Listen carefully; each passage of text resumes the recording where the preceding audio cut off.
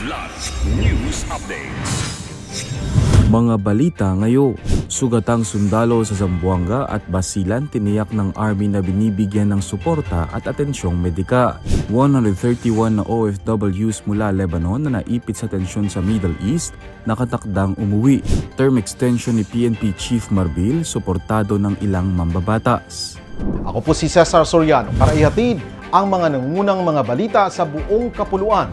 Ngayon, tiniyak ng Philippine Army sa pangunguna ni Army Chief Lieutenant General Roy Galido na ang mga sugatang sundalo ay binibigyan ng sapat na suporta at medical attention sa kanyang pagbisita sa Camp Navarro General Hospital o CNGH, Palarian, Zamboanga City, kamakailan. Binigyang diin ni Lieutenant General Galido ang kahalagahan ng mataas na moral ng mga sundalo kasabay ng pagtupad sa kanilang misyon. Gayon rin ang pagtiyak na habang ginagampanan nila ang kanilang mga tungkulin ay may pantay na pagpapahalaga sa kapakanan ng mga tropa at kanilang pamilya. Pinuri rin niya ang kabayanihan ng mga sugatang sundalo at binisita ang iba pang mga nasa pribadong ospital sa Zamboanga City at Basilan Medical Center. Patuloy ang suporta ng pamunuan ng Hukbong Katihan ng Pilipinas upang matiyak ang mabilis na paggaling at kagalingan ng mga sugatang sundalo. 131 na overseas Filipino workers o OFWs at kanilang 9 na dependents mula Lebanon ang nakatakdang dumating kasunod ng kanilang repatriation sa pagtutulungan ng Department of Migrant Workers o DMW at Department of Foreign Affairs o DFA Philippine Embassy sa Beirut. Ayon kay Migrant Workers Secretary Hans Leo Kakdak, ito ay bahagi ng patuloy na pagsisikap ng gobyerno na tulungan ang mga OFW na apektado ng Israel-Hamas conflict na nagsimula noong 2023.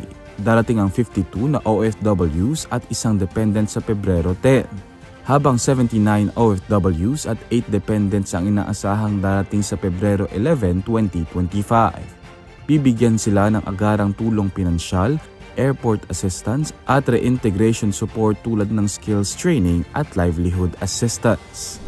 Suportado ng ilang mga mambabatas sa House of Representatives ang ekstensyon ng termino ni Philippine National Police o PNP Chief General Romel Marbil.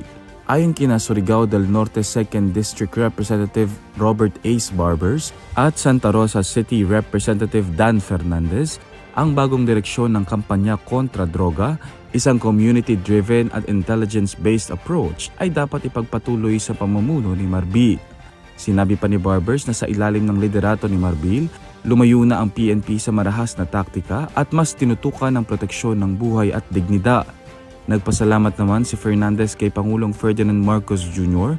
sa pagbibigay ng 4 na buwang ekstensyon kay Marbil upang mapanatili ang kaayusan, lalo na sa nalalapit na halalan sa May 2025. Para sa Kidlat News Channel, ako si Renzel Lenon, nag-uula.